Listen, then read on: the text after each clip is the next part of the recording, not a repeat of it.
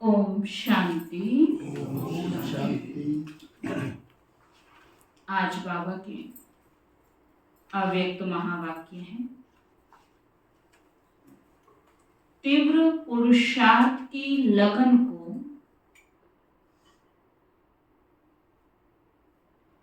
ज्वाला रूप बनाकर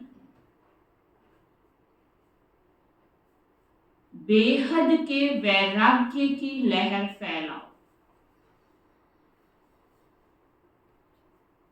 क्या कहना चाहते हैं बाबा कि पुरुषार्थ कैसा हो, ढीला ढाला या तीव्र? आज बाप दादा हर एक बच्चे के मस्तक पर 3 लकीरें देख रहे हैं, जिसमें एक लकीर है परमात्म पालना के भाग्य की लकीर। ध्यान से सुनते चलना कि 3 लकीरें बाबा कौन कौन सी देख रहे हैं। एक है परमात्म पालना के भाग्य की लकीर कि आपकी पालना कौन कर रहा है। यह परमात्म पालना का भाग्य सारे कल्प में अब एक बार ही मिलता है, सिवाय इस संगम युग के यह परमात्म पालना कभी भी नहीं प्राप्त हो सकती। क्या समझ आया? पूरे कल्प में संगम युग को ही बाबा की पालना मिलती है। इंसान द्वारा पालना तो 84 जन्म होगी, लेकिन आत्माओं की पालना साकार रूप में शिव बाबा कब करते हैं? सारे कल्प में एक बार। कौन सा युग? ये छोटा सा संगम युग। यह परमात्म पालना बहुत थोड़े बच्चों को प्राप्त होती है। दूसरी लकीर है परमात्म पढ़ाई के भाग्य की लकीर। परमात्म पढ़ाई यह कितना भाग्य है जो स्वयं परम आत्मा शिक्षक बन पढ़ा रहे हैं। पहली भाग्य कौन सा मिला? पालना का। दूसरा, शिव बाबा आपका टीचर बना है। आप सोचो, जब आप बाबा की मुरली सुनते हो, चाहे टीवी के द्वारा, चाहे ऑनलाइन के द्वारा, चाहे मोबाइल्स के द्वारा, चाहे बाबा के घर में आके, क्या आपको ये स्मृति रहती है कि आपका टीचर शिव बाबा है? एक आप साधारण टीचर भी हो और आप जब अपने स्टूडेंट को पढ़ाते हैं तो उससे क्या इच्छा रखते हैं कि वो कैसा पढ़ाई पढ़े? चलते फिरते अगर आपकी पढ़ाई पढ़े, खाते पीते आपकी पढ़ाई को पढ़े, तो आपको कैसा फील होगा? कभी किसी बच्चे को पढ़ाया है? अपने बच्चों को तो पढ़ाया ही होगा। हाँ, वो शरारतें करे, बीच बीच में उठे बैठे भागे अंदर बाहर हो, तो कैसा लगता है आपको? और आपका टीचर कौन? किस रीति से आप बाबा की पढ़ाई पढ़ रहे हो? क्या सुनीता में? किस रीति से आप पढ़ाई पढ़ रहे हो, ये विचार करो, सभी चेक करो। क्या मैं बाबा की मुरली पढ़नी है, वहां तक ठीक है। मुरली पढ़नी ये आपकी स्टडी है। बाबा आपको पढ़ा रहा है टीचर बनकर, वो कितना स्मृति में रहता है। एक है पढ़ना और एक है पढ़ाया जा रहा है, उसको ध्यान से सुनना। तो बाबा आपका टीचर बना है कल्प में एक बार। क्या अनुभव? कैसी पढ़ाई पढ़ रहे हैं कि अगर शिव बाबा मेरा टीचर है तो मुझे रोज बाबा की पढ़ाई पढ़नी चाहिए या कभी कभी पढ़नी चाहिए? तीसरी लकीर है परमात्म प्राप्तियों की लकीर। प्राप्तियों को बाबा ने लास्ट में रखा, क्यों? क्योंकि जिसको पालना मिलेगी, पढ़ाई होगी, प्राप्ति तो ऑटोमेटिक है। तो प्राप्तियों की लकीर, सोचो कितनी प्राप्तियां हैं, सभी को याद है ना? प्राप्तियों की लिस्ट कितनी लंबी है। तो हर एक के मस्तक में यह 3 लकीर चमक रही है, पालना, पढ़ाई और भाग्य। ऐसे भाग्यवान आत्माएं अपने को समझते हो? पालना, पढ़ाई और प्राप्तियां, साथ साथ बाप दादा बच्चों के निश्चय के आधार पर रूहानी नशे को भी देख रहे हैं। नशा कब चढ़ता है? जब आपको निश्चय है। अगर आपका निश्चय में डगमग है तो नशा में भी डगमग हो जाएगा। वो नशा निरंतर वाला नहीं रहेगा, कभी बहुत और कभी डाउन हो जाएगा। हर एक परमात्म बच्चा कितना रूहानी नशे वाली आत्माएं हैं। सारे विश्व में और सारे कल्प में सबसे हाईएस्ट भी है, महान भी है और होलीएस्ट भी है। हाईएस्ट भी है, महान भी है और होलीएस्ट भी है। आप जैसी पवित्र आत्माएं तन से भी मन से भी देव रूप में सर्व गुण संपन्न संपूर्ण निर्विकारी और कोई बनता नहीं है। क्या समझ में आया मीनू बहन? आज बाबा देख रहे 3 लकीरें सबके मस्तक पे भी। भगवान की जो पालना है वो इस समय मिलती है सब में पर, और चारों युगों में उसकी पालना का अनुभव नहीं होता है। दूसरा, पढ़ाई भी देख रहे कि भगवान स्वयं आकर हमें पढ़ा रहा है, हमारे अंदर गुणों की धारणा करा रहा है, हमें जीवन अच्छा हमारा हमेशा से देवता बना रहा हूँ आपको, ऐसी पढ़ाई। तीसरा, प्राप्तियाँ भी हैं जब हम भगवान को उसकी पालना और उसकी पढ़ाई में तो प्राप्तियाँ भी अच्छी होती है। तो ऐसा भाग्य जो है वो किस्मत वाला। और क्या समझ आया पवन भाई? जो अभी बाबा ने कहा ये तो स्पष्ट हो गया। अभी बाबा ने क्या समझाया? हाईएस्ट भी और होलीएस्ट भी। सारे कल्प में अगर आप देखें तो आपसे ऊंचा कोई नहीं। हाईएस्ट भी हो और आपसे पवित्र कोई बन नहीं सकता, चाहे कोई कितनी भी तपस्या कर ले। ऋषि मुनियों ने घर परिवार का त्याग करके जंगलों में गए, लेकिन उनसे भी आप पवित्र हो, क्यों? क्योंकि आप सत्युग की पवित्रता को धारण कर रहे हो। माना सत्युग में एंट्री ऐसे रसों की तो नहीं होगी ना, तो कितनी प्योरिटी आप बाबा के बच्चे धारण करते हो। बाबा कहते हैं और फिर हाईएस्ट भी हो। बाबा ने पहले होलीएस्ट क्लियर किया, फिर अब हाईएस्ट भी हो। तो होलीएस्ट भी हो और साथ साथ रिचेस्ट भी हो। बाप दादा स्थापना में भी बच्चों को स्मृति दिलाते थे और फलक से अखबारों में भी डलवाया कि ओम मंडली रिचेस्ट इन दी वर्ल्ड। यह स्थापना के समय की आप सबकी महिमा है। एक दिन में कितना भी बड़े से बड़ा मल्टी मिलियनियर हो, लेकिन आप जैसा रिचेस्ट कोई हो नहीं सकता। कोई कितना भी लखपति, करोड़पति, बाबा कहते कितना भी अमीर हो, लेकिन आप जैसा रिचेस्ट कोई हो नहीं सकता। वो कैसे शीला में? केवल बाबा ने कह दिया और हम मान ले, तभी तो अभी तक मुंह से जवाब क्या निकलता? हम तो गरीब हैं, हम तो साधारण हैं, हमारे पास तो है नहीं। क्यों? क्योंकि बाबा कह रहा है, हम सुन रहे हैं, अर्थ तो हमें पता नहीं है। तो हम क्या कहेंगे? ये शब्द बोलेंगे ना। लेकिन क्लियर भी तो हो कि बाबा ने अगर ये बोला तो क्यों बोला? क्या सचमुच हम हैं? और है तो कैसे हैं?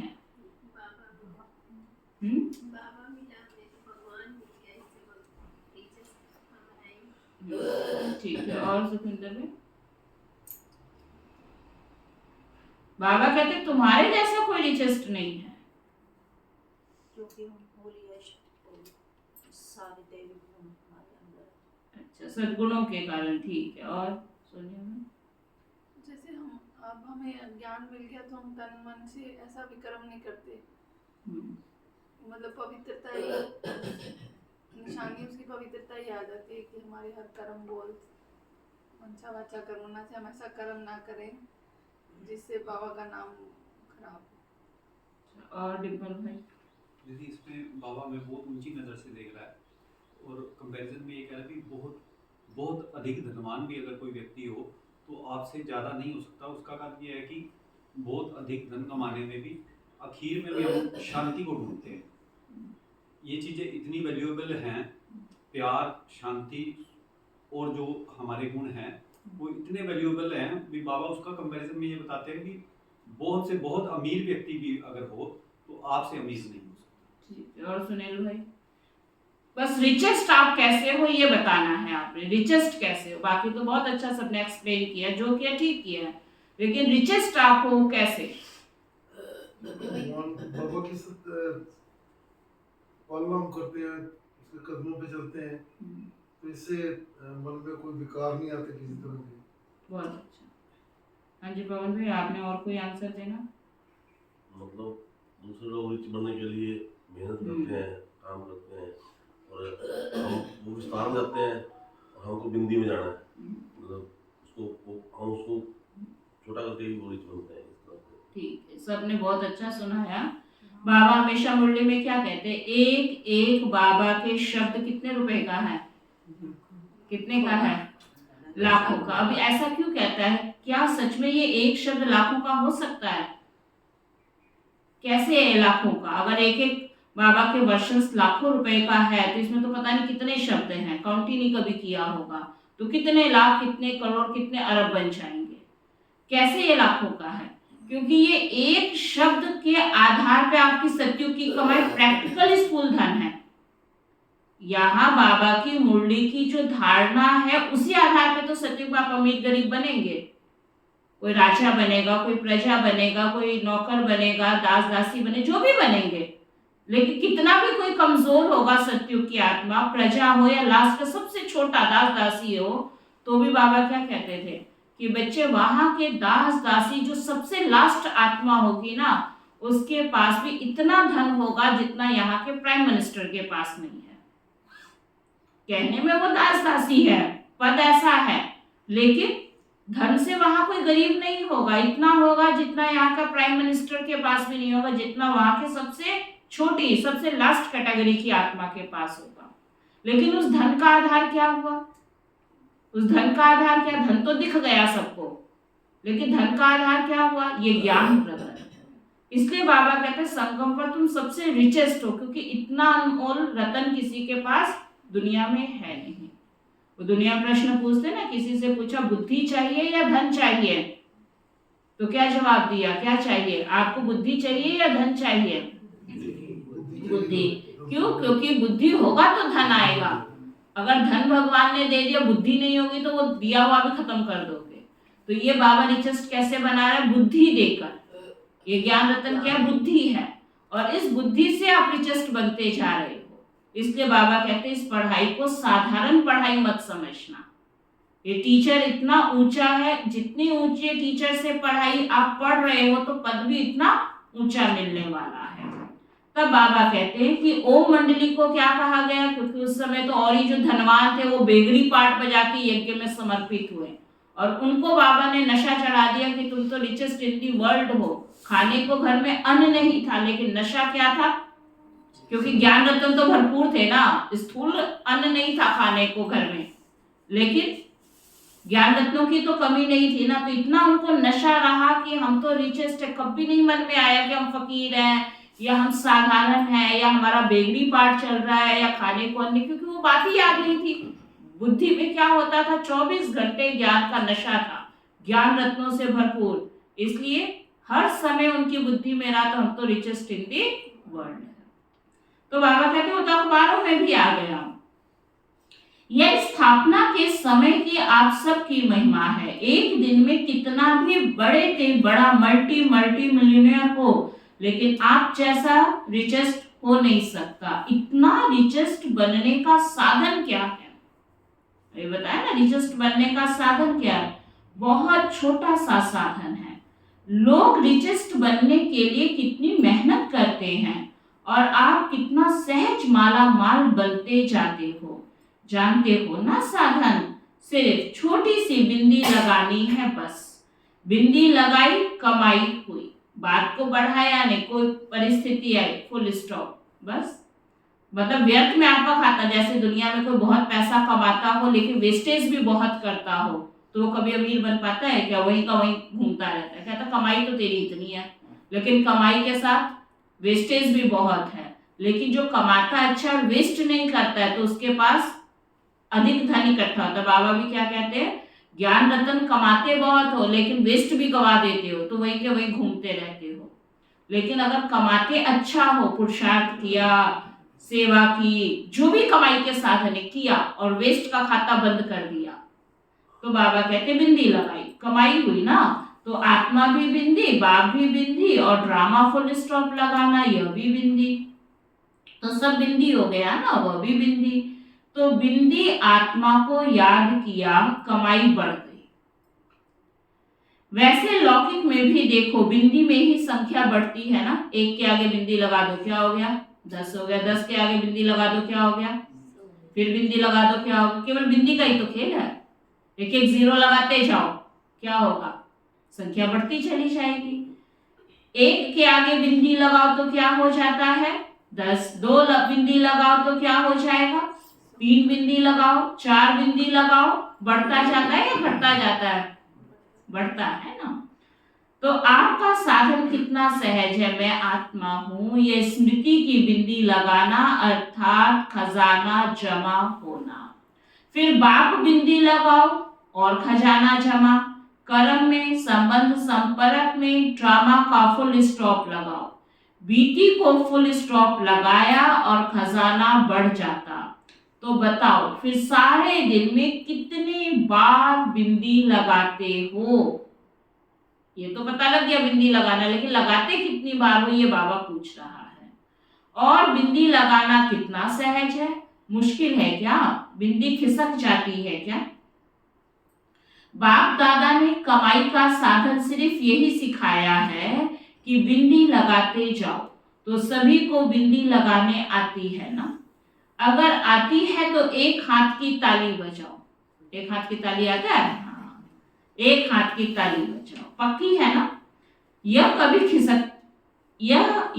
खिसक जाती है, कभी लग जाती है, कभी खिसक तो नहीं जाती।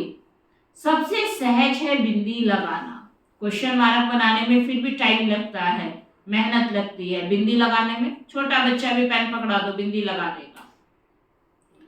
कोई इस आंख से ब्लाइंड भी हो, वह भी अगर कागज पर पेंसिल रखेगा तो क्या होगा, बिंदी लगाते है ना, तो भी बिंदी लग जाती है।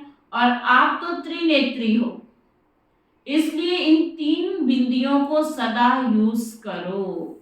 बात हो गई, जितना जल्दी उसको शॉर्ट में खत्म करके बिंदी लगा दे उतना अच्छा है, खींचे नहीं, उसको बाबा कहते हैं बिंदी लगाना।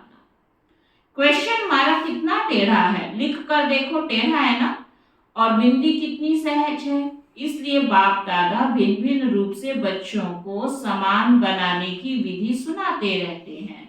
विधि है ही बिंदी, और कोई विधि नहीं है। अगर विदेही बनते हो तो भी विधि है बिंदी बनना। अशरीरी बनते हो, कर्मातीत बनते हो, सबकी विधि बिंदी है। इसलिए बाप दादा ने पहले भी कहा है, अमृत वेले बाप दादा से मिलन मनाते, रूढ़िहान करते। जब कार्य में आते हो तो पहले 3 बिंदियों का तिलक मस्तक पर लगाओ। 3 बिंदियों का, वह लाल बिंदियों का तिलक लगाना नहीं शुरू करना। जैसे भक्ति में 3-3 लकीरें खींच लेते हैं ना, कितनी सारी बिंदियां लगाते हैं। बाबा कहते हैं वो बिंदी नहीं लगाना, लेकिन स्मृति का तिलक लगाओ। और चेक करो, किसी भी कारण से यह स्मृति का तिलक मिटे नहीं, अविनाशी अमिट तिलक है। किसी का तो यादगार में भक्ति में देखो, भक्ति की निशानी पता ही चल जाता है। कोई तिलक लगा के आए तो क्या लगता है, मन में क्या थॉट आता है, लगता है कि मंदिर से आया होगा या कोई पूजा पाठ करके आया होगा। आता है ना, कोई भी किसी के भी माथे पे तिलक हो। तो बाबा भी कहते हैं, बाप दादा बच्चों को प्यार से देखते हैं, कितने प्यार से भाग भाग कर मिलन मनाने पहुंचते हैं। और फिर आज हॉल में भी मिलन मनाने के लिए कितनी मेहनत से, कितने प्यार से नींद प्यास को भूलकर पहले नंबर में नजदीक बैठने का पुरुषार्थ करते हैं, है ना। बाबा से जब अव्यक्त मिलन मनाने चाहते हैं तो कितना मन में एक प्यार, एक लगन होते, नहीं हम बैठे, आगे बैठे, चलो जहां भी सीट मिलती है उसमें भी क्या सोचते हैं, अगर पीछे भी बैठने को मिलेगा तो भी सोचेंगे पीछे में भी जितना आगे आके बैठ सके उतना आगे बैठे। बाप दादा सब देखते हैं, क्या क्या करते हैं, वह सारा ड्रामा देखते हैं। बाप दादा बच्चों के प्यार पर न्योछावर भी होते हैं, और यह भी बच्चों को कहते हैं, जैसे साकार में मिलने के लिए दौड़ दौड़ कर आते हो, ऐसे ही बाप समान बनने के लिए भी तीव्र पुरुषार्थ करो। इसमें सोचते हो ना कि सबसे आगे के आगे नंबर मिले। जब बैठने की बारी आती है, कोई बड़ा वरिष्ठ आता है ना, कोई आदि रतन आता है, तो क्या इच्छा होती है, पीछे बिठा भी देंगे ना आपको तो भी बुद्धि क्या होती है कि आगे कहीं खाली जगह तो मैं जाके पहले सेट हो जाऊं। तो ऐसे ही पुरुषार्थ में भी बाबा कहते हैं, बाप समान बनना है तो पुरुषार्थ में भी आगे आने का ऐसा पुरुषार्थ करो। सबको तो मिलता नहीं है, यह साकारी दुनिया है। अगर बैठने की व्यवस्था करेंगे तो कितने आगे बैठ जाओगे, साकारी दुनिया है ना, तो सब तो आगे नहीं बैठ सकते है ना। तो साकारी दुनिया के नियम रखने ही पड़ते हैं। बाप दादा उस समय सोचते हैं कि सब आगे आके बैठ जाएं, लेकिन यह हो सकता है क्या। मधुबन चाहते हैं, बाबा का दिल होता है सारे बच्चे मेरे एक ही लाइन में सब आगे आके बैठ जाए, लेकिन ऐसा हो सकता है 25,000 30,000 सारे एक ही लाइन में बैठ सकते हैं क्या। किसी को तो सेकंड थर्ड और लास्ट तक बैठना पड़ेगा। लेकिन यह हो सकता है क्या, हो भी रहा है कैसे, पीछे वालों को बाप दादा सदा नैनों में समाये हुए देखते हैं। अब बाबा ने बच्चों को खुश किया कैसे, कि बेशक तुम पीछे हो लेकिन पीछे मत समझना, शरीर से तुम पीछे हो लेकिन बाबा की नजरों में तुम आगे बैठे हुए हो। तो सबसे समीप कौन है ना, सबसे समीप कौन हुआ, नैनो वाले हो गए ना। तो तुम पीछे नहीं बैठे हो, कहाँ बैठे हो, बाबा के नैनों में। तो जो नैनों में बैठा वो पहले दिखाई देगा ना। तो इस तरह बाबा ने सभी बच्चों को क्या किया कि सब बच्चे संतुष्ट रहें, स्थान कहीं भी मिला है लेकिन मेरी नजरों में तुम्हारा स्थान है, नैनों में हो। तो पीछे नहीं बैठे हो लेकिन बाप दादा के नैनों में बैठे हो, नूरे रतन हो। पीछे वालों ने सुना दूर नहीं हो, समीप हो। शरीर से पीछे बैठे हैं लेकिन आत्मा सबसे समीप है। और बाप दादा तो सबसे ज्यादा पीछे वालों को ही देखते हैं। देखो, नजदीक वालों को इन स्थूल नैनों से देखने का चांस है और पीछे वालों को इन नैनों से नजदीक देखने का चांस नहीं है।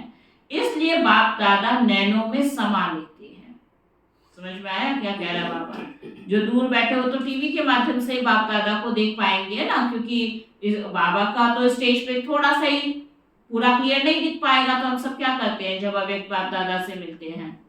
दूर बैठे हैं तो साधनों के द्वारा ही बाबा को समीप देखते हैं। लेकिन बाबा कहते हैं इसलिए मैं क्या करता हूँ, पीछे वाले बच्चों को उठा के अपने नैनों में समा लेता हूँ। और स्थूल में जो आगे बैठे हो तो अपने इन स्थूल नेत्रों से तो बाबा को देख ही रहे हैं। कुछ अंदर जा रही है? समझ आ रहा है? क्या समझ आ रहा है? कौन से कोई अंदर जा रही है बात? पता नहीं कहाँ खोए हुए, पता नहीं कई बार कहाँ चले जाते हैं। ये 1 घंटे में कहीं सैर करनी होती है। बाप दादा मुस्कुराते रहते हैं। 2 बजता है और लाइन शुरू हो जाती है। बाप दादा समझते हैं कि बच्चे खड़े खड़े थक भी जाते हैं, क्योंकि बाप दादा ने मिलना है 7 बजे और बच्चे दरवाजे पे कितने बजे सज के खड़े होते हैं? 2 बजे तो अंदर घुसने के लिए तैयार रहते हैं, सज के तो उससे पहले ही खड़े हो जाते हैं। अभी तो अव्यक्त बाप दादा का मिलन का जिन्होंने पाठ का अनुभव किया है उनको तो पता है, जब बाबा आते थे लास्ट में भी, शुरू में तो बात ही अलग है, लेकिन लास्ट में भी जब बाबा आते थे तो 2-2, 1, 12 बजे से नहाना धोना शुरू हो जाते थे। क्यों? क्योंकि 2 बजे दरवाजे पे सेट हो जाना है। और जैसे ही दरवाजा खुलता था पूरा हॉल आधे घंटे के अंदर बैठने की जगह नहीं होती थी। और बाबा ने कितने बजे आना होता था? 6:30, है ना, 7 बजे तक, क्योंकि तब तो प्रैक्टिकल में दादी जी थे और दादी जी बाबा तक जाते थे, भोग लगता था, जो भी, चलो 6 बजे के बाद विधियां स्टार्ट हो जाती थी। लेकिन तब भी बाबा के बच्चे कितने बजे अंदर? पूरा हॉल पैक। तो इसलिए बाबा कहते हैं कि थक भी जाते होंगे ना, उनको दोपहर के खाने की चिंता थी, ना शाम की चाय की चिंता थी, ना रात के भोजन की, क्योंकि बाबा जाता भी 11-12 बजे था।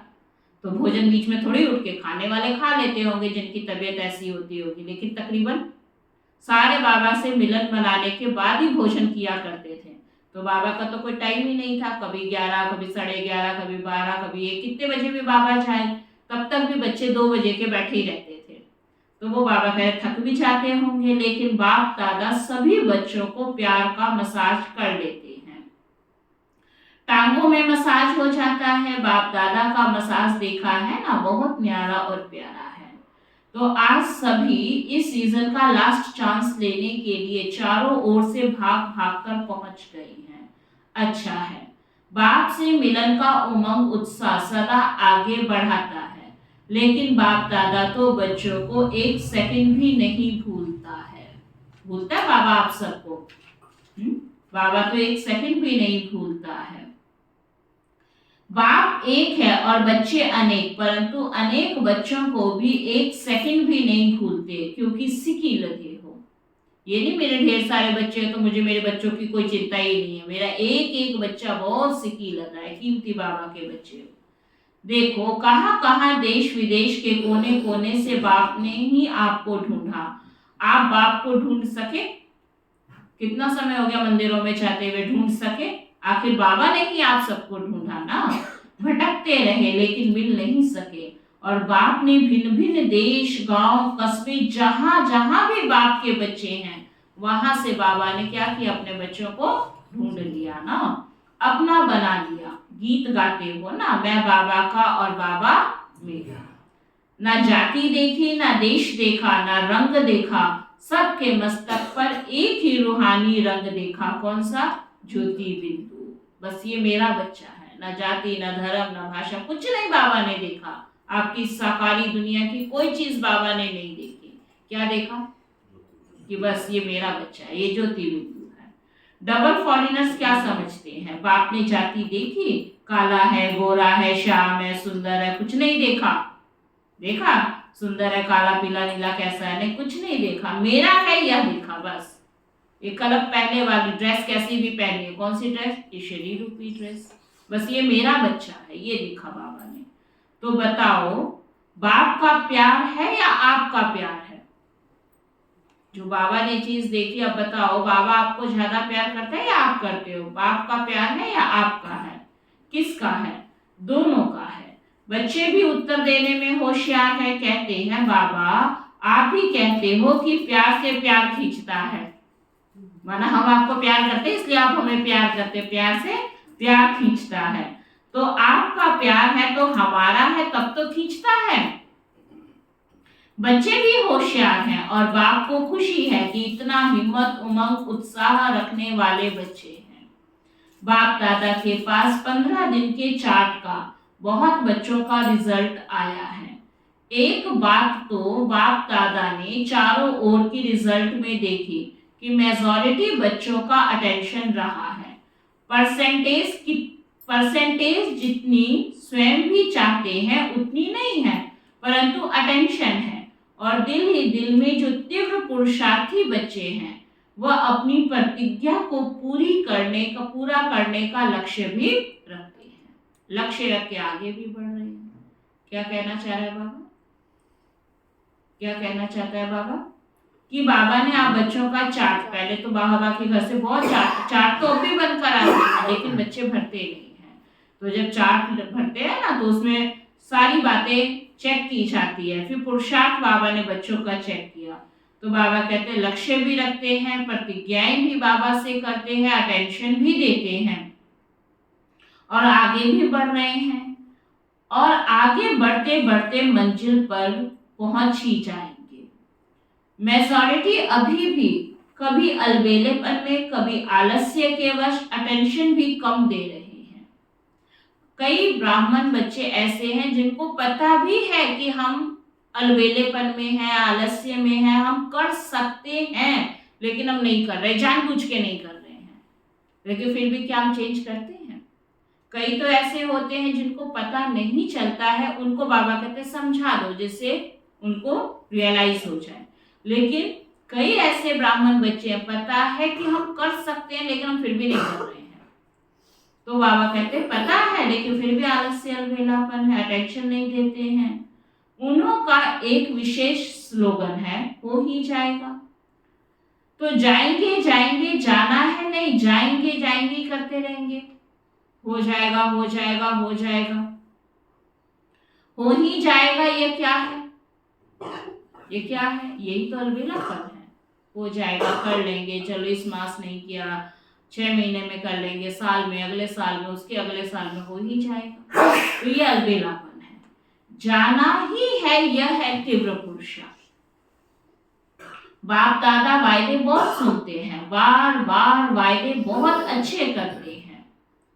बच्चे वायदे इतनी अच्छी हिम्मत से करते हैं जो उस समय बाप दादा को भी बच्चे दिल खुश मिठाई खिला देते हैं। बाबा खुश होता है कि नहीं अब की बार तो ये बच्चा पक्के वाला वायदा कर रहा है, तो पिछली बार कच्चे वाला वायदा किया था, नहीं अब तो ये बच्चा पक्का कर ही लेगा। बस बाबा अपने बच्चे को देख के सब भूल जाता है अगला पिछला और बहुत खुश हो जाता है कि अब तो पक्का मेरा बच्चा चेंज होगा। तो बस दिल खुश बाबा को भी मिठाई खिला देते हैं, बाप भी खा लेते हैं, लेकिन वायदा अर्थात पुरुषार्थ में ज्यादा से ज्यादा फायदा।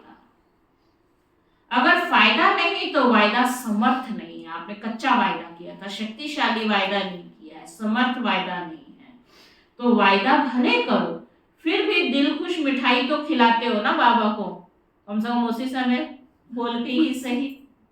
हाँ, बाबा को मिठाई तो खिलाई देते हो। साथ साथ तीव्र पुरुषार्थ की लगन को अग्नि रूप में लाओ, ज्वालामुखी बनो। समय प्रमाण रहे हुए जो भी मन के संबंध संपर्क के हिसाब किताब हैं उनको ज्वाला रूप से भस्म करो। लगन है, इसमें बाप दादा भी पास करते हैं, लेकिन अभी लगन को अग्नि रूप में लाओ।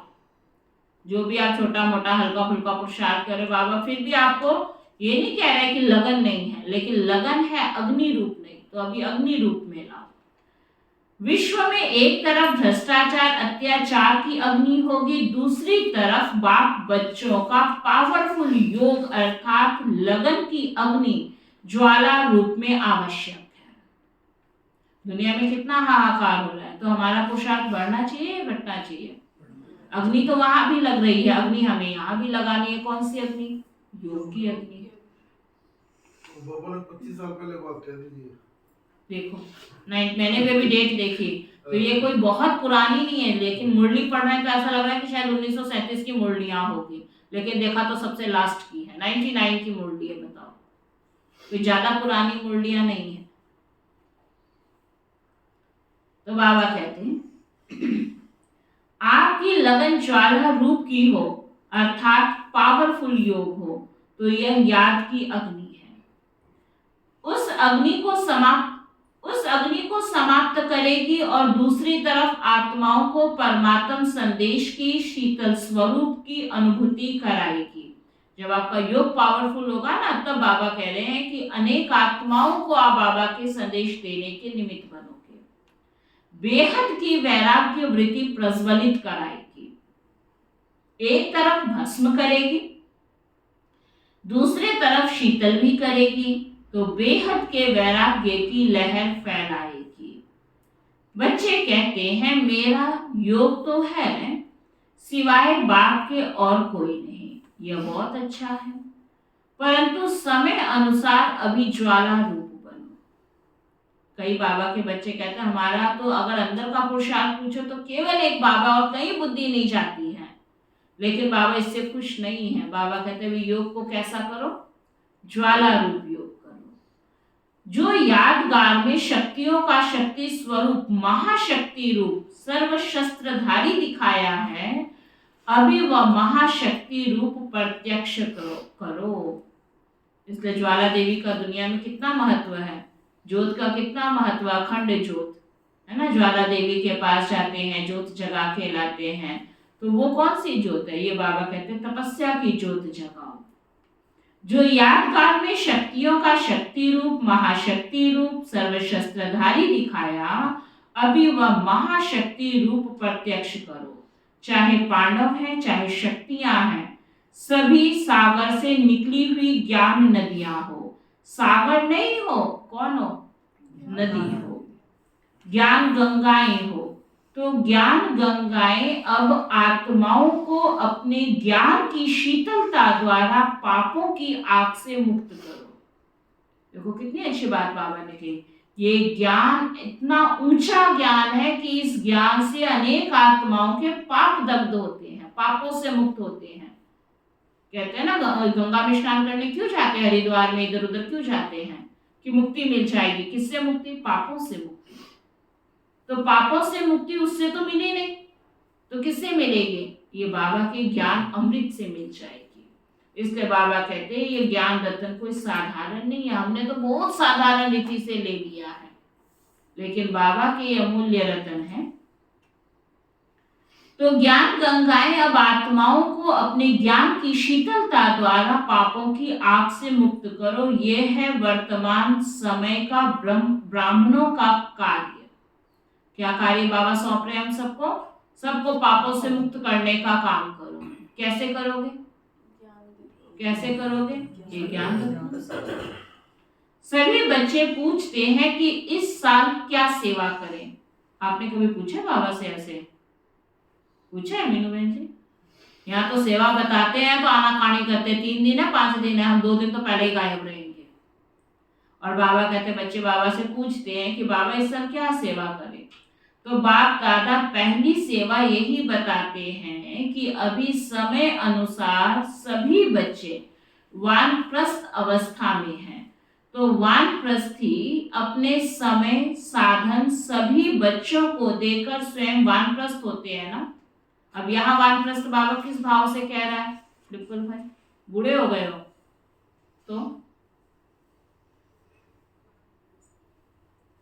तो किस भाव से कह रहा है? शीला बहन जी, बाबा ने कह दिया, हमने सुन लिया। वानप्रस्थी बैठे हो, बूढ़े हो गए हैं, क्योंकि हो ही गए 50-60 के हो गए तो बूढ़े ही हो गए कलयुग की उम्र के अनुसार। बूढ़े बैठे हो,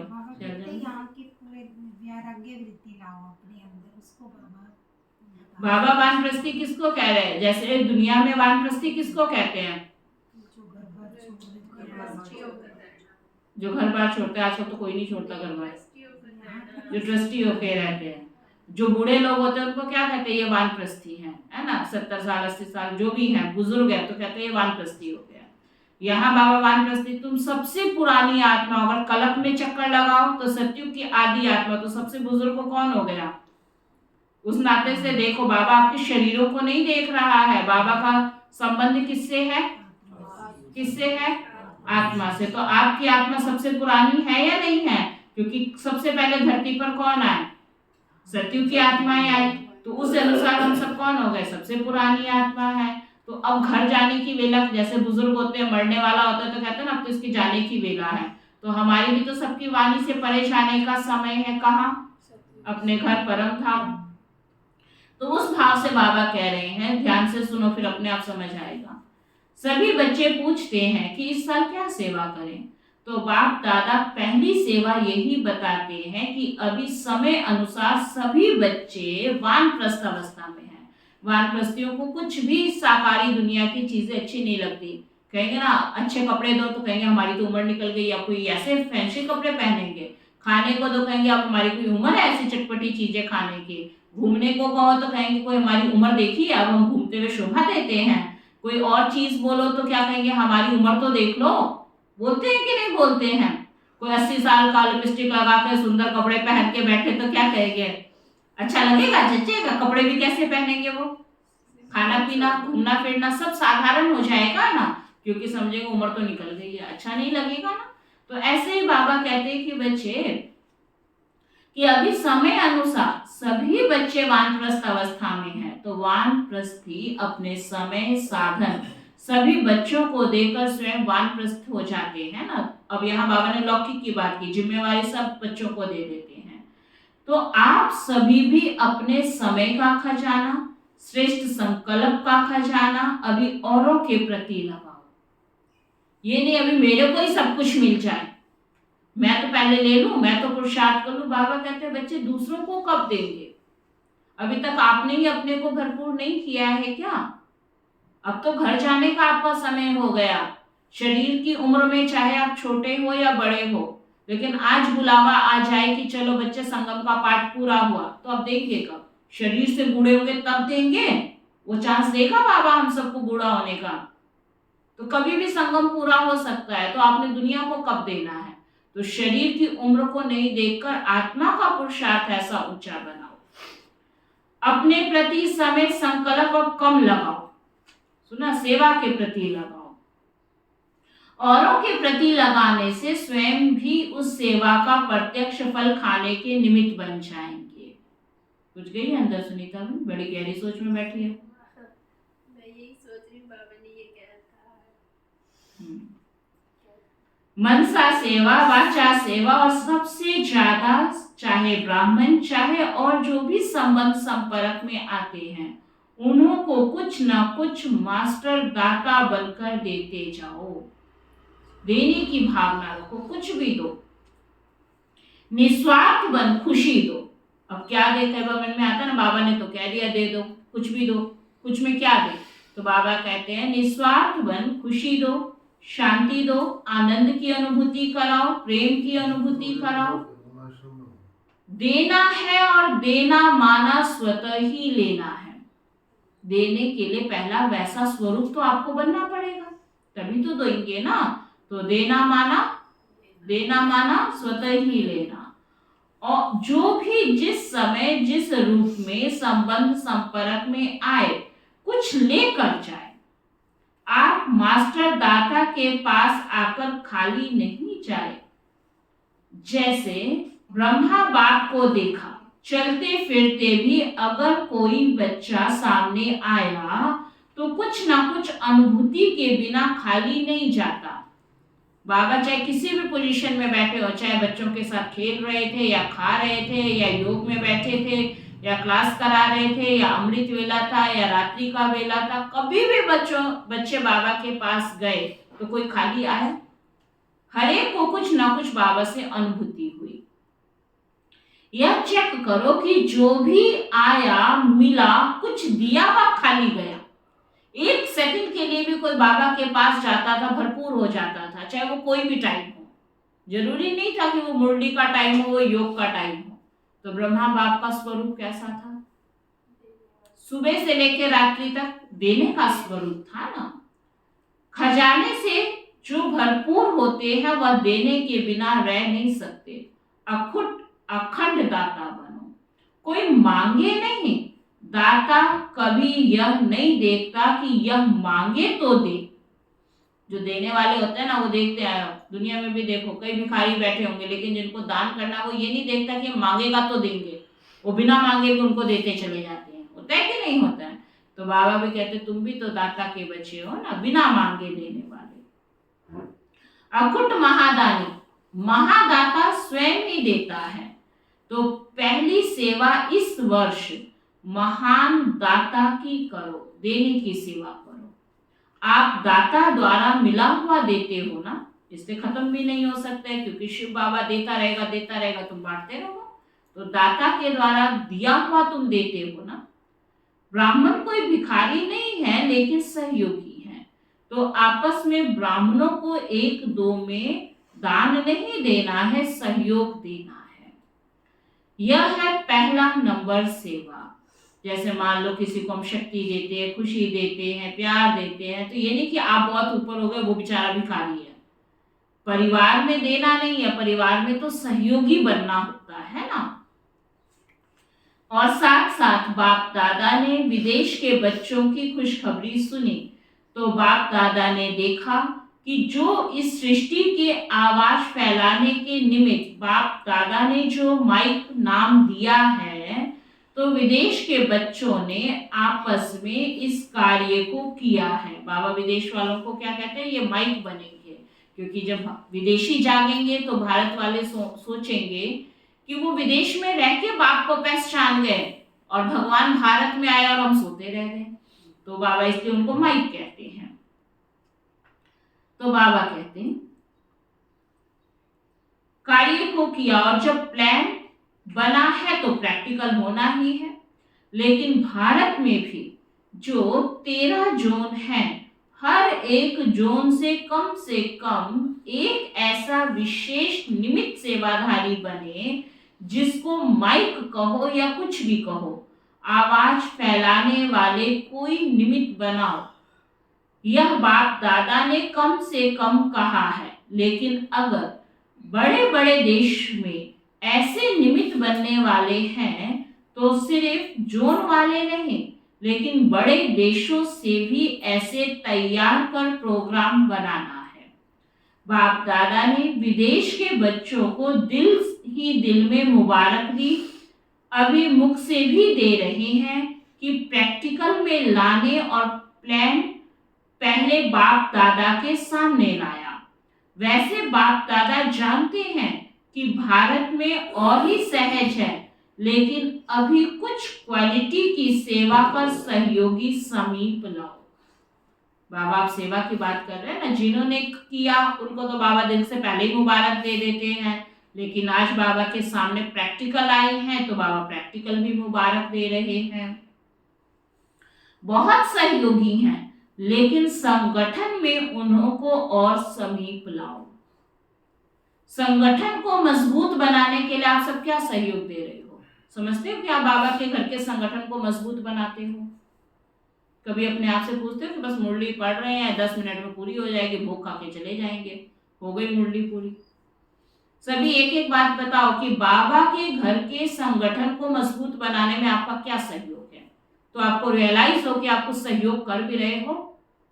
किस बात से आप समझते हो कि हम ये कार्य कर रहे हैं जिससे बाबा का घर का संगठन मजबूत रहे? बलदेव भाई सभी तैयार रहना, नहीं तो आप ही का टाइम जाएगा, मेरा नहीं जाएगा। योग से ठीक है, शाबाश। हाँ जी कपिल भाई, बाबा के घर के संगठन को मजबूत बनाने में आप क्या सहयोग दे रहे हैं? भावना है ये हमारी। और अभी प्रैक्टिकली बातें बताना है जो दिखाई दे आपके जीवन से। डिम्पल भाई योग के साथ तो है ही है, उसके साथ जिस वक्त में लगता है कि यहाँ उपस्थिति जरूरी है, वहाँ की उपस्थिति भी दर्ज करवा। हाँ जी रिपु दमन भाई, सहयोग करना।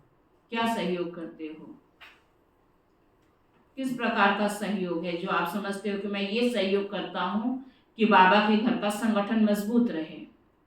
तन मन धन से। तन आप कितना लगाते हैं? किस प्रकार से आपने तन का सहयोग समझा? कोई भी कार्यक्रम होता तो आने की कोशिश करते हैं। तो इससे आपको लगता है आने वाले तो दुनिया में बहुत संबंध संपर्क वाले हैं, मेहमानों को बुलाया जाता है, वो भी तो आते हैं ना। हाँ जी राम कुमार भाई। सेवा से और शैलजा भाई? दीदी जितना पॉसिबल हो सके वो बाहर जाने की भी कोशिश करती हूँ। हाँ जी पवन भाई, संगठन को मजबूत बनाने में आपका क्या योगदान है? सभी से प्यार से मिलना, सबको भावना से बात करना, शुभ भावना देना, उसी से ठीक। और मीनू बहन जी, आपको लगता है कि आप बाबा के घर के संगठन को मजबूत बना रहे हो?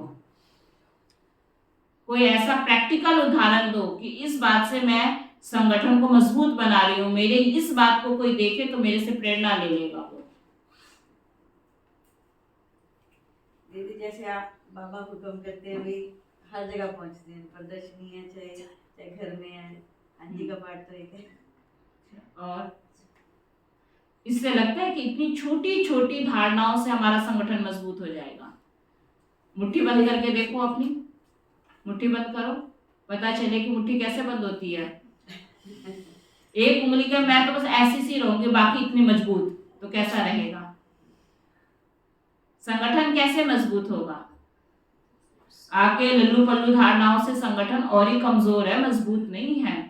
अगर आपके कर्मों को दुनिया नोट करती है, आप अमृत वेला करते हो, आप अन्न की शुद्धि करते हो, आप बाबा की नियमित मुरली क्लास करते हो, कोई भी चीज में अगर आप ढीलापन करते हो तो वहीं से संगठन क्या हो जाता है? कमजोर। पावरफुल बनाने में बहुत बहुत बहुत मेहनत होती है, और एक का नेगेटिव संकल्प 1000 आत्माओं के संगठन को तोड़ सकता है। सुनील भाई जी, आपका क्या है विचार? मेरा तो ये है कि जो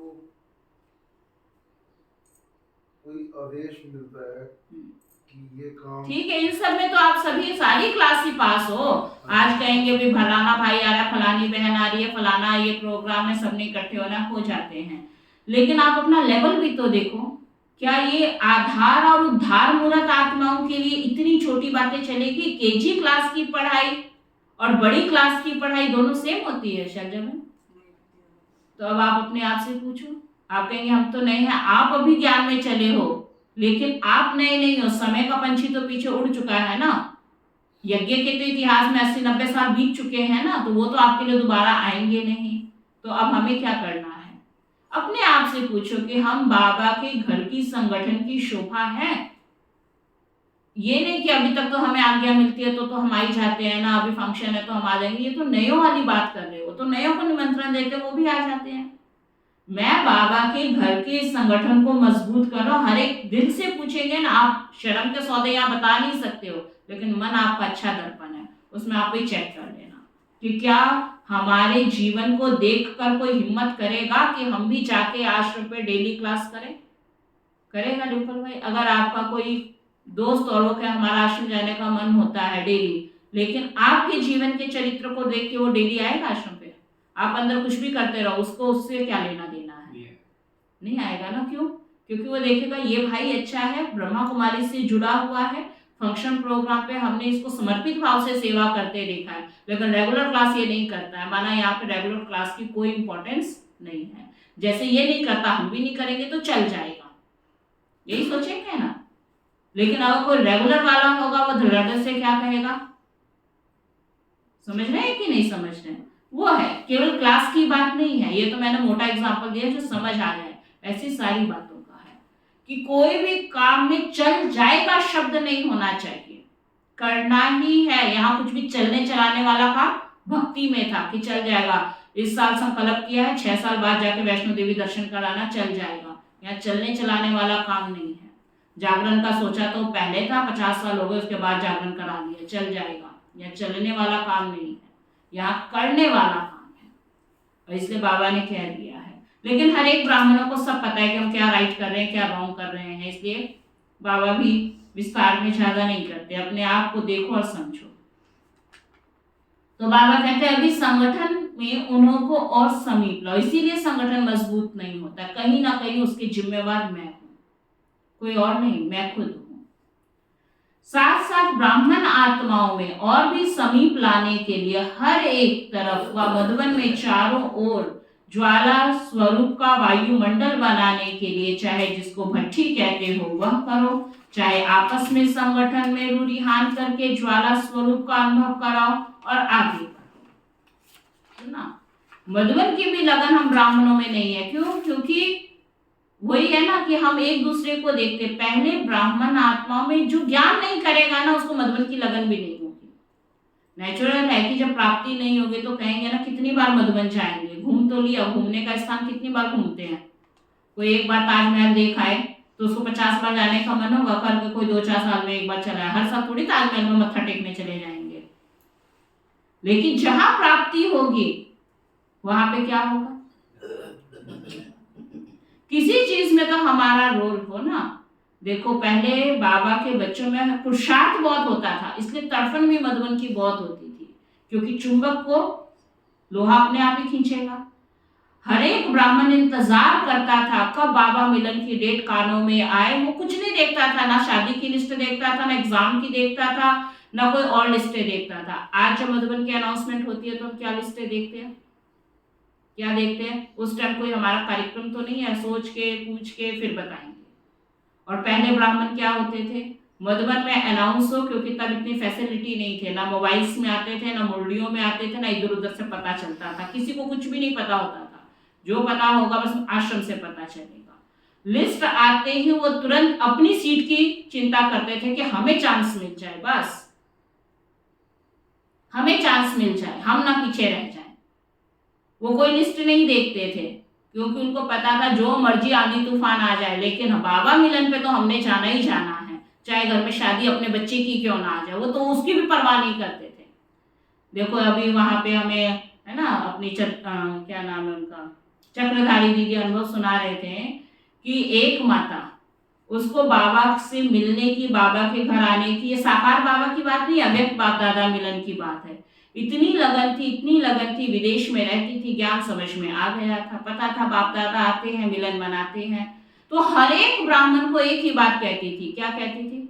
मैं बाबा से मिलने जाऊंगी। लेकिन इतनी गरीब थी, इतनी गरीब थी कि वो किराए का पैसा भी नहीं जुटा सकती थी। और पहले तो आपको पता है सेवा केंद्र भी थोड़े ही होते थे। तो बस उसके मन में एक ही लगन थी, क्या मुझे बाबा से मिलने जाना है। कितने साल बीत गए, सबको ये कहती थी मैं बाबा से मिलने जाऊंगी। जाएगी तो जाएगी कैसे, जाने के लिए किराया भी तो चाहिए। तो वो हमेशा यही कहती थी बस मैं बाबा से मिलने जाऊंगी। ठीक है भाई जाएगी, लेकिन सबको पता था इतनी गरीब है कि ये कहाँ बाबा से मिलने पहुंच सकती है। तो रोज आश्रम जाती थी और सबसे यही बात कहती थी, कोई मिल जाए मैं बाबा से मिलने जाऊंगी, लेकिन जाने का साधन नहीं पता था। तो एक दिन मुरली क्लास करके वो जैसे ही बाहर निकली उसका एक्सीडेंट हो गया। जब एक्सीडेंट हुआ तो इतनी बुरी तरह से हुआ कि उसकी टांग ही टूट गई। अब जब टांग टूट गई तो उसको कहाँ ले गए? हॉस्पिटल में ले गए, एडमिट करा दिया। जब एडमिट कराया उसको होश आई तो भी उसके मन में क्या था, अब तो मैं पक्का बाबा से मिलने जाऊंगी। उसको इस बात का गम नहीं था कि मेरी टांग टूट गई है, मेरा क्या बनेगा, ये नहीं पता उसको। बस ये पता था कि मुझे बाबा से मिलने जाना है।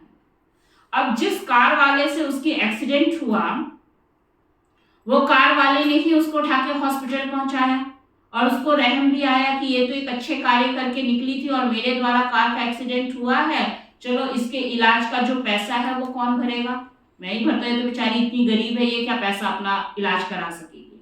तो उसने उसको पैसा दिया कि इससे आप अपना टांग का जो भी है वो इलाज करा सकेंगे। उसने तुरंत मैसेज लेटर लिखा और चक्रधारी दीदी के पास भेज दिया, क्या खुशखबरी खुशखबरी खुशखबरी, क्या खुशखबरी, मेरी टांग टूट गई है और इस तरह मेरा एक्सीडेंट हुआ है और मुझे पैसा दिया गया है। इस पैसे से मैं अपनी टांग भी ठीक कराऊंगी और किराया जितना पैसा भी बचाऊंगी और मैं बाबा के घर मधुबन मिलने आऊंगी। उसको खुशी किस बात की थी? तो दुख को भी खुशी में किसने बदल दिया? उसके आगे के नशे ने। और उसने उस पैसे से अपना इलाज कराया। कुछ समय बाद उसकी टांग ठीक भी हुई और उसमें से इतना ही पैसा बचा जितना वो किराया भर सकती थी बस। और आखिर वो बाबा के घर मधुबन पहुंच गई। तो वो टांग टूटना दुख का अपना दुर्भाग्य मना रही थी कि अपना भाग्य समझा उसने? तो ये है कि हमारे पाप कर्मों के अनुसार सजा तो मिलती है, लेकिन ज्ञान के हिसाब से सजा भी दुख नहीं रह जाता है। उसको इतनी खुशी थी, लेकिन आखिर उस पैसे से मधुबन बाबा के घर में पहुंची और बाबा से मिलन मनाया। सोचो कितनी तड़फन थी उसको बाबा के घर जाने की। आप सब में है ऐसी तड़फन? अभी तो टांग टूटती है, टूटी भी नहीं और उस टाइम तक ठीक भी हो जाएगी, लेकिन पहले भविष्यवाणी कर देंगे अभी तबीयत ठीक नहीं है। अरे अभी ठीक नहीं है, 4 महीने तक बीमार रहोगे क्या? तब तक तो ठीक हो जाओगे नहीं है बोला। अब इसका ये भी कारण हो सकता है कि आत्मा इतनी प्योर नहीं है किसी भी चीज के लिए। केवल मधुबन की बात नहीं कर रहे, चाहे ज्ञान की है, चाहे योग की है, चाहे धारणा की है, चाहे सेवा की है, चाहे मधुबन की है, चाहे कुछ भी है। सुना पवन भाई, ऐसे ऐसे बाबा के बच्चे हैं। उसकी टांग टूटी, उसका गम नहीं है उसको ये था कि अब ये मुझे पैसा देगा और इस पैसे से मेरा इलाज भी हो जाएगा और उसमें से मैं पैसा भी बचाऊंगी और कहाँ जाऊंगी? सोचो इतनी लगन वालों को बाबा क्यों नहीं प्यार करेगा। सुना, ऐसे बच्चों को बाबा मुरली में याद करता है। तो बाबा कहते हैं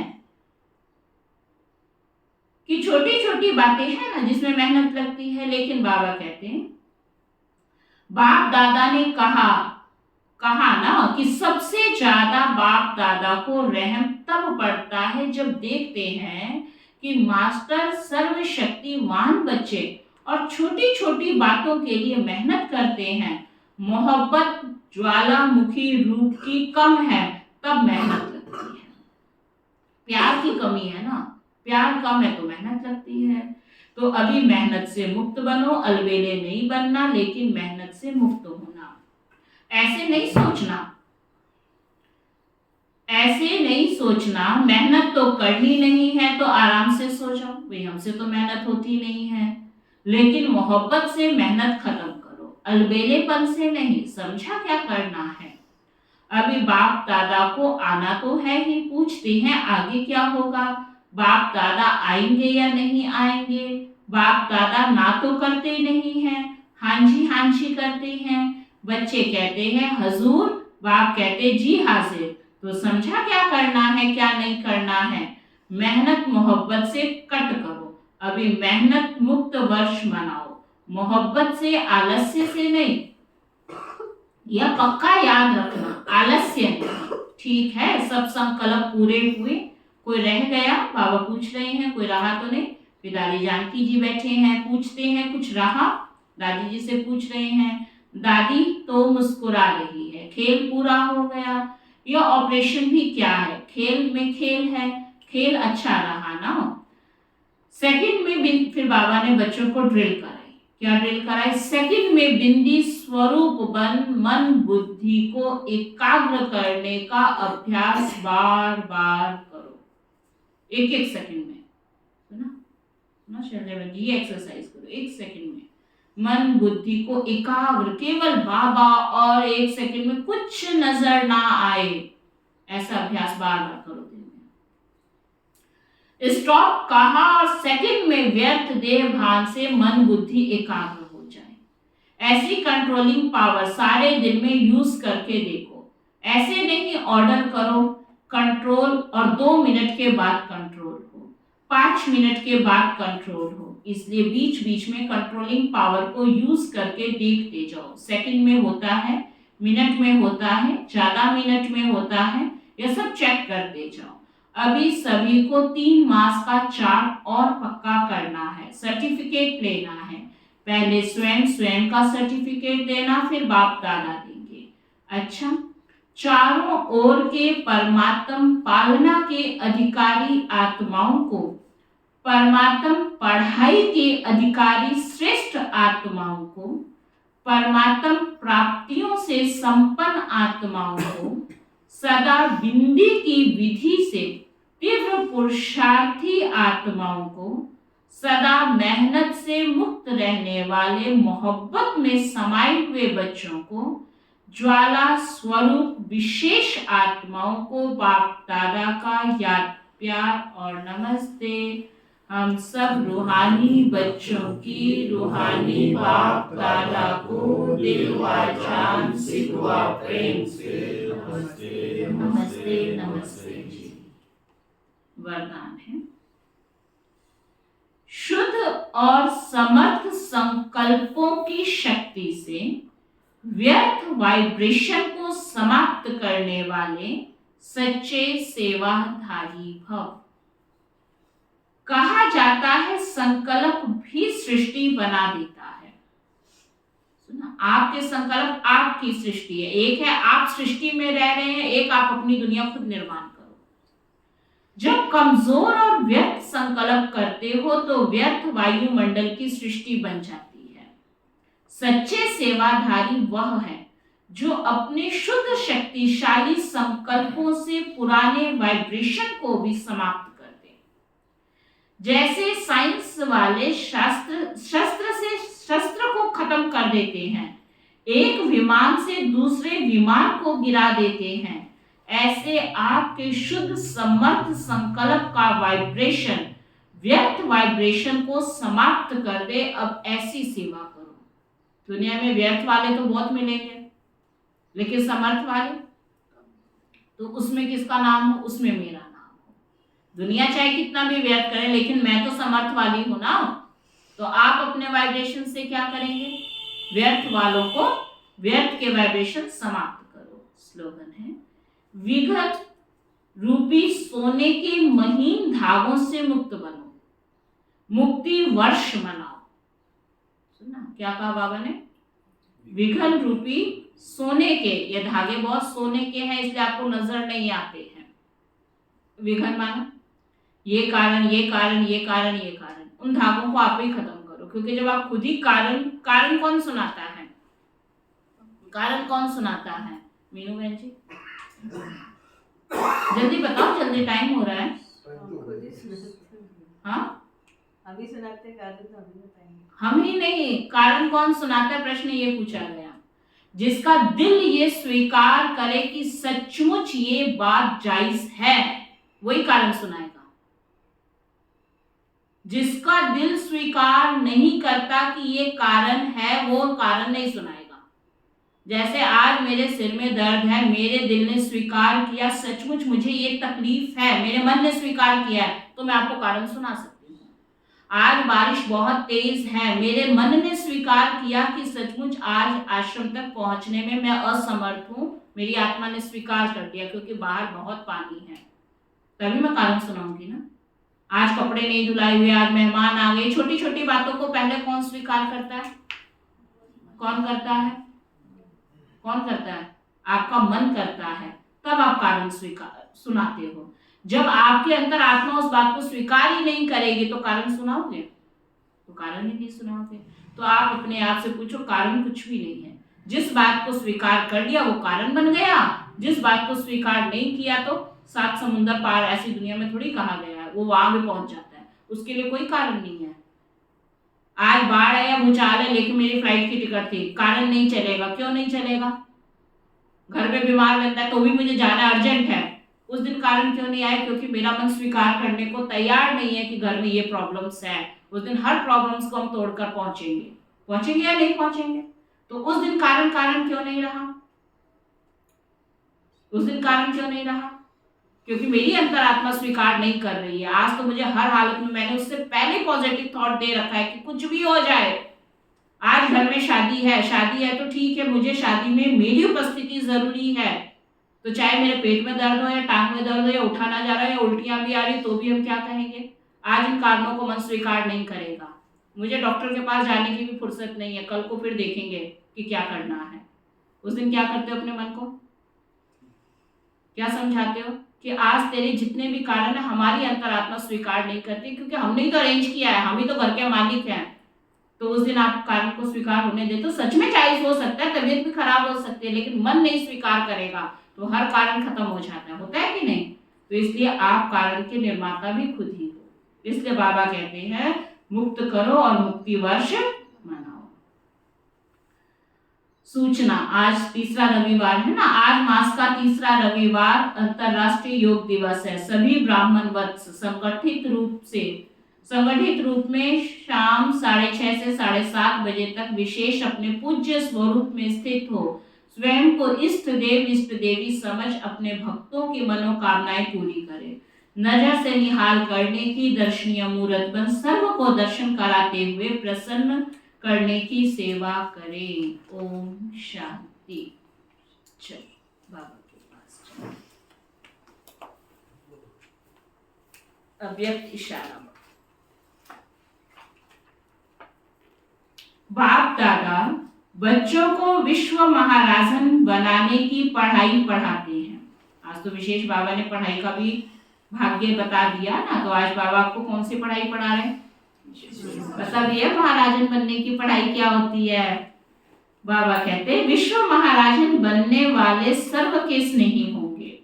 जैसे बाप सर्व के स्नेही और सर्व उनके स्नेही, ऐसे एक एक के अंदर से उनके प्रति स्नेह के फूल बरसेंगे। जब स्नेह के फूल यहाँ बरसेंगे तब जड़ चित्रों पर भी फूल बरसाएंगे। तो लक्ष्य रखो कि सर्व के स्नेह के पुष्प पात्र बने। स्नेह मिलेगा सहयोग देने से। प्यार कब बढ़ता है? जब एक दूसरे को हम सहयोग देते हैं। तो सहयोग से स्नेह भी ऑटोमेटिक बढ़ता रहेगा।